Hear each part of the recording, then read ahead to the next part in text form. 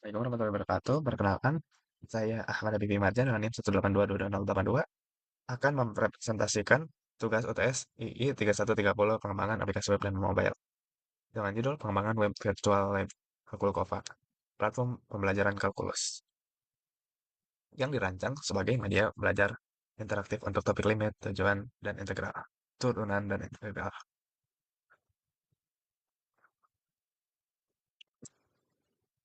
Pertama-tama, dilakukan analisis kebutuhan pengguna yang dilakukan untuk mengidentifikasi fungsi-fungsi utama serta karakteristik kualitas sistem. Kebutuhan ini dibagi menjadi dua, yaitu kebutuhan fungsional dan non-fungsional. Dengan kebutuhan fungsionalnya yaitu menampilkan materi pembelajaran, menyediakan kalkulator kalkulus dengan visualisasi grafik, menyediakan kuis interaktif, mengelola autentikasi, otorisasi, dan manajemen akun, menyimpan histori aktivitas pengguna, dan menyediakan tampilan responsif. Sementara kebutuhan non-fungsionalnya yaitu terdapat parameter usability, responsiveness, performance, security, dan reliability. Selanjutnya, untuk penerapan sistem thinking, pengguna berinteraksi melalui front-end berbasis web, sementara autentikasi dan penyimpanan data dikelola oleh Firebase. Setiap aktivitas seperti menggunakan kalkulator atau mengerjakan kuis terhubung dengan mekanisme validasi, visualisasi, dan penyimpanan data apabila pengguna telah login.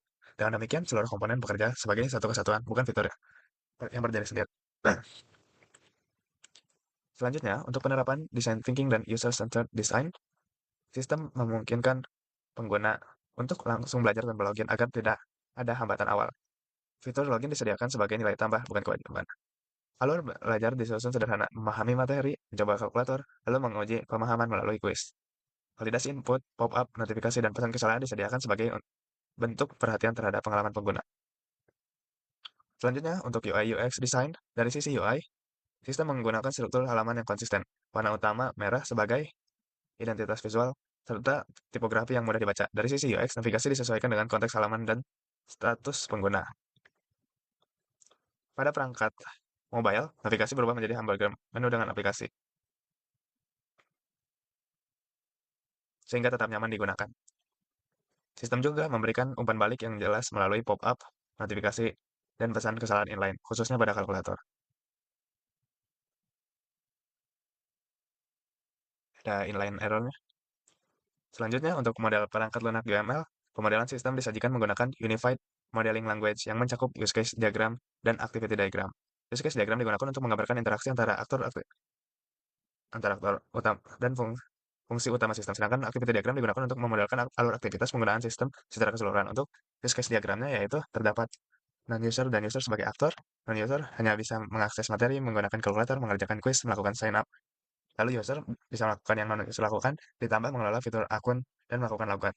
Adapun use case yang di-include dari mengakses materi, menggunakan kalkulator dan mengerjakan quiz, yaitu menyimpan histori aktivitas. Ini hanya bisa dilakukan jika user sudah login. Lalu untuk activity diagramnya, dimulai dari pengguna membuka web Kalkulova, lalu masuk halaman indeks. Ini bisa start langsung atau tanpa login. Kalau kalau start langsung atau dengan login. Kalau start langsung dia masuk tanpa login. Kalau mau login dulu dia akan login ke halaman login atau sign up. Lalu dia masuk ke halaman home. Di sini milih fitur materi kalkulator atau quiz. Kalau iya, dia akan melakukan aktivitas yang dipilih. Kalau udah login, dia akan disimpan histori aktivitasnya. Kalau terus kalau yang tadi itu kalau bukan memilih fitur materi kalkulator atau quiz, ada diamond belum login dan memilih login. Kalau iya dia akan balik lagi ke halaman login atau sign up. Kalau enggak, dia akan berarti sisanya fiturnya memilih fitur profil. Yang kalau dari belum login dan memilih login berarti kalau udah login memilih fitur profile, lalu di sini bisa mengelola akun. Di halaman akun pun ada opsi untuk logout. Kalau iya, dia akan kembali ke halaman index. Kalau enggak, dia akan ke ada ke melakukan kalau yang tadi lagi melakukan aktivitas. Kalau aktivitasnya udah nggak ada, berarti end. Oke, selanjutnya untuk jadwal dan estimasi biaya.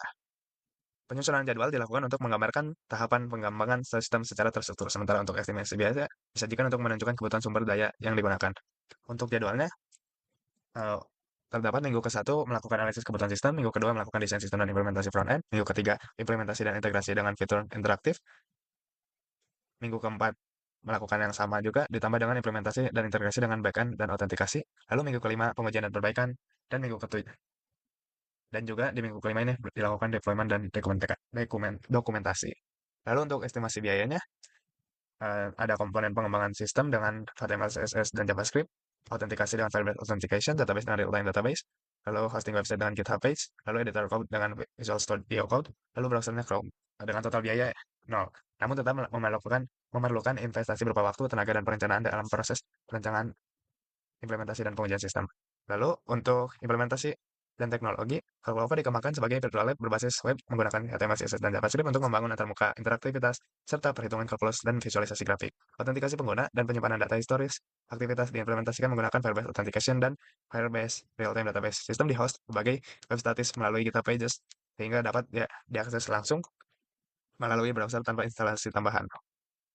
Selanjutnya, untuk dokumentasi API endpoint, ini disusun untuk menjelaskan keterkaitan antara antarmuka front-end dengan layanan back-end yang digunakan, sehingga alur komunikasi data dalam sistem dapat dipahami secara terstruktur.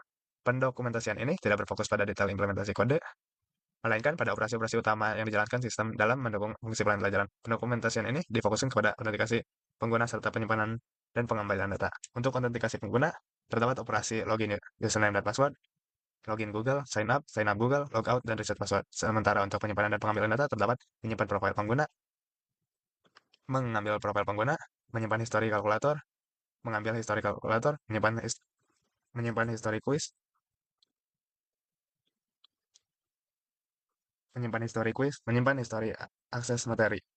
Lalu untuk hasil akhir dan evaluasi, hasil implementasi menunjukkan bahwa Kalkulova mampu menyediakan fitur pembelajaran kalkulus secara interaktif meliputi materi, kalkulator, dan kuis. Sistem dapat digunakan tanpa akun maupun dengan akun untuk penyimpanan histori aktivitas, serta berjalan responsif pada berbagai perangkat dengan umpan balik sistem yang jelas melalui pesan kesalahan dan pop-up notifikasi. Ini ada landing page untuk homepage. Lalu untuk sebelum masuk ke websitenya atau dilakukan demo, akan dipaparkan terlebih dahulu evaluasi fungsionalnya yang secara keseluruhan semuanya udah terimplementasi, kecuali untuk menyimpan histori aktivitas pengguna, dia masih terpenuhi sebagian, itu sistem menyimpan histori aktivitas pengguna, histori kalkulator ada tampilannya, sementara histori kuis dan akses materi masih belum ada tampilannya.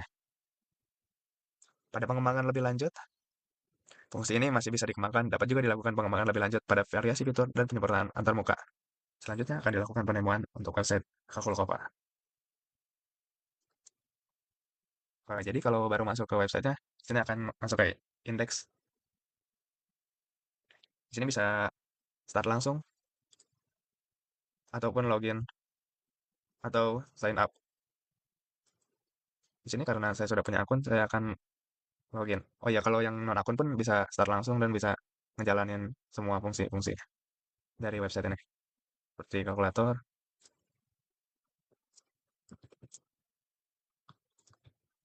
quiz.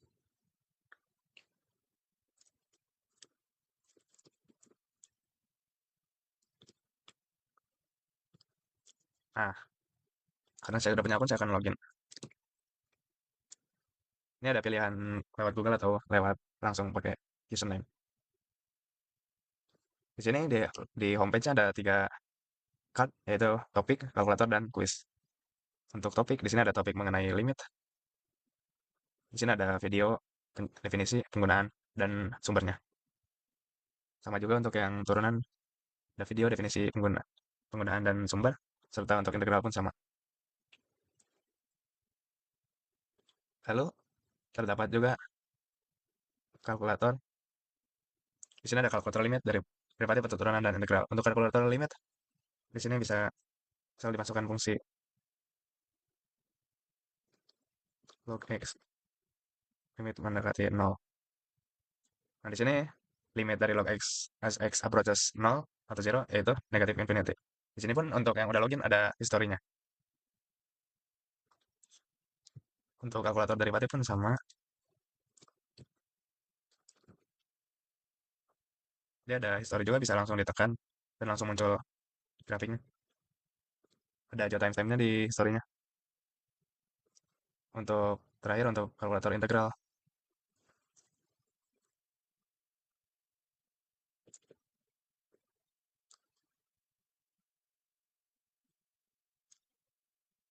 Sini ada grafik integralnya.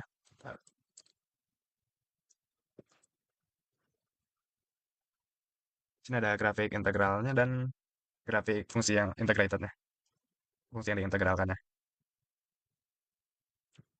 Sini pun ada history juga. Lalu terakhir untuk quiz, di sini ada tiga jenis quiz, multiple choice, drag and drop, dan fill in the blank. Untuk multiple choice, seperti biasa pakai radio biasa.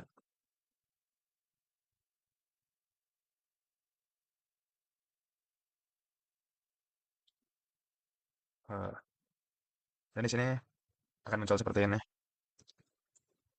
Di sini tidak bisa diubah jawaban ketika sudah dijawab. Ada validasinya juga, perbandingan jawaban yang benar dan jawaban yang dipilih. Ada tombol quiz lagi juga. Dan ini kalau belum ada yang dijawab, dia akan ada pop-up seperti ini. Minimal harus dijawab satu. Di sini ada jenis-jenis insight-nya juga. Ada yang kalau jawabannya benar gini, kalau jawabannya kosong gini, not answer. Kalau jawabannya salah gini. Lalu untuk quiz drag and drop pun dia bisa di drag ini, dan untuk membalikannya lagi ke kolom jawaban dia ditekan lagi. Ataupun bisa untuk kalau yang tidak support drag seperti di HP, dia bisa langsung ditekan, langsung masuk ke yang paling kiri.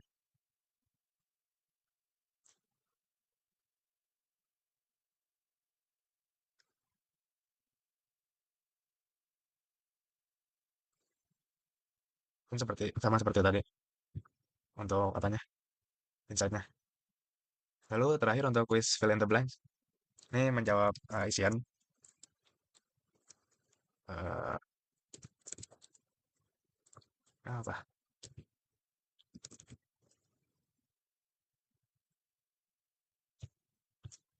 Ah, oke. Dan seperti ini. Namun untuk topik dan quiz ini masih belum ada tampilan dari historinya, tetapi di apa? Di database-nya dia udah ada history aktivitas untuk topik. Dia hanya untuk topik ini hanya menyimpan timestamp aja. Dan untuk quiz ini dia menyimpan yang benar berapa, lalu quiz detail soal yang dikerjain. Oh, jadi setiap varian quiz itu ada 30 jenis soal, ada 30 soal akan diacak. Seperti ini kalau di quiz again nih, soalnya kemungkinan beda karena diacak.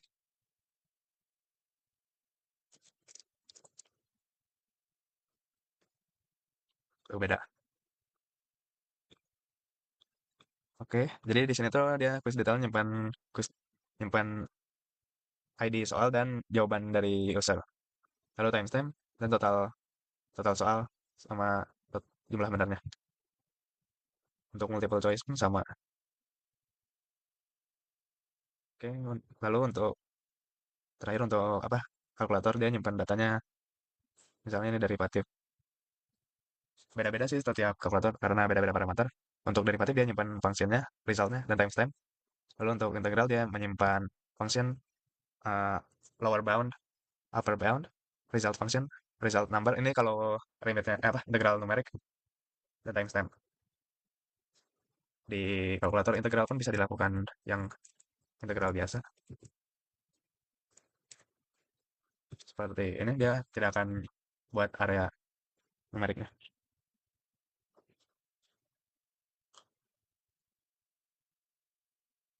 Kalau yang numerik ya cuma satu baris. Kalau yang numerik dua baris. Kalau yang bukan numerik cuma satu baris. Yang fungsi doang. Oke, lalu terakhir kalkulator limit dia nyimpan function limitnya, hasil limitnya, eh x approaches limitnya dan resultnya.